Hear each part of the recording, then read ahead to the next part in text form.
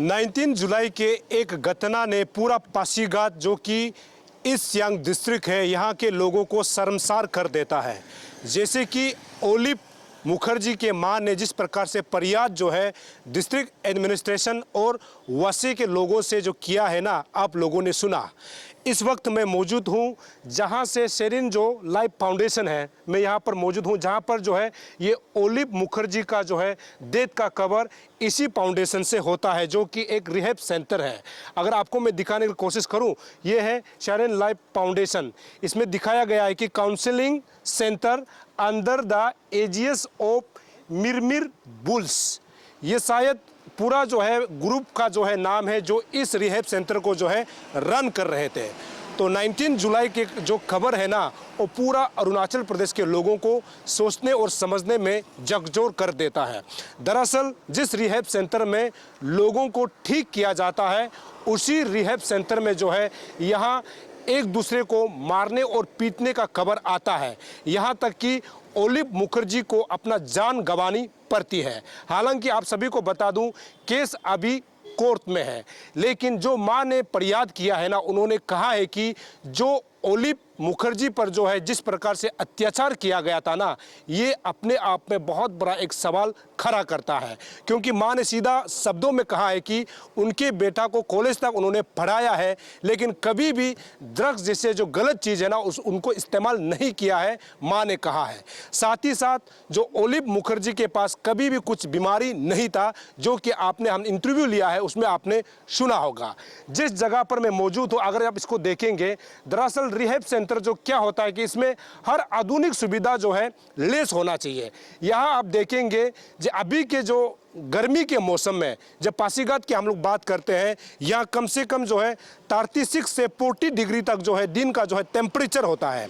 उस टेम्परेचर में ये घर में जो है जो सुधार घर बनाया जाना, ये अपने आप में बहुत बड़ा सवाल खड़ा करता है। क्योंकि यहाँ गर्मी के दिनों में जो सुधरने के लिए आता है ना, वो खुद यहाँ पर दम तोड़ सकता है, क्योंकि ये इतना गर्मी देगा जो यहाँ पर बच्चे रहेंगे उसके लिए बहुत दिक्कत पैदा कर सकता है।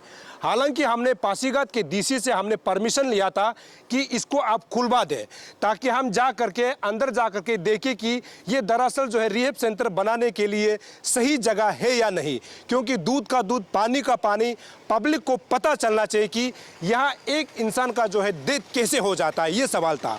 जैसे कि आपको मैं दिखाऊँ, हमारे पास एक कागज़ है जो 30 जुलाई को जो है डीसी पासीघाट को हमने लिखा था। उसमें हमने ये परमिशन मांगा था कि ये रिहैब सेंटर को खोल दिया जाना चाहिए ताकि हम देख सके।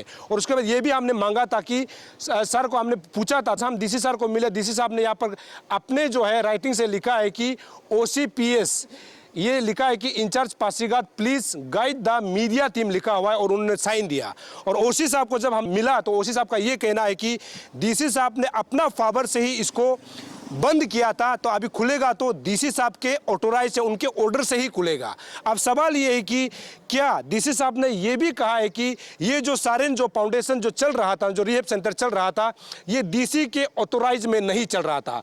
डीसी साहब ने ये भी कहा है कि यदि ये घटना अगर नहीं होता तो रिहैब सेंटर यहाँ पर खुला हुआ है, तब उनको पता नहीं चलना था। घटना जब हुआ तब उनको पता चला कि यहाँ पर सारेन लाइफ फाउंडेशन कोई रिहैब सेंटर चला रहा है। ये भी अपने आप में बहुत बड़ा सवाल है। यहाँ पर वसे अर्थात वसे, आप सभी ने सुना है कि वसे जो कि यहाँ का वुमेन पार्टी जो है प्रेस ब्रीफिंग लगातार कर रहा है, उसका फुल फॉर्म अगर कहें वसे को जब कहेंगे तो ये जो है वुमेन अगेंस्ट सोशल इविल्स है। सवाल यहाँ पर यह है कि क्या रास्ता में जो भी लड़का जो है भटकता है उसको जो है उठाकर जो है रिहैब सेंटर में क्यों सीधा पटक देता है? क्या पुलिस नाम का कोई चीज़ पासीघाट में नहीं है क्या? ये अपने आप में बहुत बड़ा सवाल है।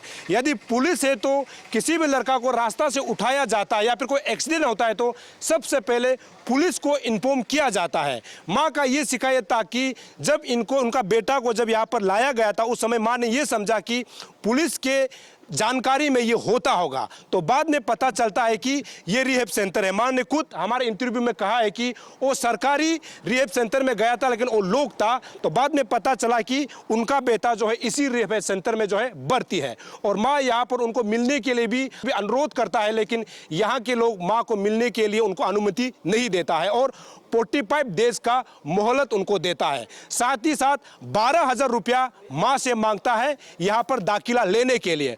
और लास्ट में माँ ने कहा कि उनको 12,000 रुपया नहीं दे सकते, तो उन्होंने कहा कि 5,000 रुपया तो दे दो, ताकि इनका जो पहला जो एडमिशन होता है ना, उनका फीस से खर्च कर सके। अब सवाल ये है कि क्या ये रिहैब सेंटर जो है बच्चों को सही ढंग से यहाँ पर मतलब सिखाने के लिए या फिर उनको जो है सुधारने के लिए वो सारा सुविधा है क्या, ये अपने आप में बहुत बड़ा सवाल है।